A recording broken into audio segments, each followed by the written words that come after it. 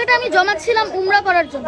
জি, কারণ ওই উমরা আল্লাহ যদি আমাকে তৌফিক দান করেন তাহলে আমি ইনশাআল্লাহ আবার যেতে পারবো। কিন্তু ওই মানুষগুলার যদি একবার মৃত্যু হয়ে যায়, কে যাবে জান্নাতে, কে যাবে জাহান্নামে, কে হচ্ছে যে কবরে আযাব পাবে, কে শান্তি পাবে, তা তো কেউ বলতে পারে না। আর একটা মানুষের প্রাণ অনেক ভ্যালুয়েবল জিনিস, তার জীবনটা চলে গেলে হয়তো তার পরিবারটাও শেষ হয়ে যেতে পারে।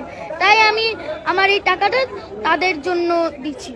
আজ খুবই আনন্দিত যে সবার জন্য আমি কিছু টাকা ডোনেশন করতে পেরেছি। আমার টাকার অ্যামাউন্ট হচ্ছে 14,500 টাকা।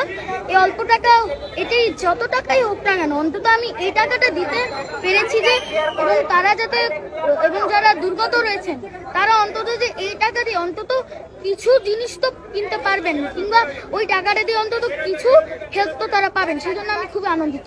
আমার জমানো টাকা গত 2 বছর বা 3 বছর হয়তো এই সময়ের মধ্যে আমি একটু করে জমিয়েছি, এবং আজকের এই টাকাটা দেওয়ার হয়তো আমি আরো জমাতাম, তবে আজকের এই টাকাটা দেওয়ার উদ্দেশ্য ছিল যারা দুর্গত রয়েছেন তাদের ত্রাণ বিতরণের জন্য।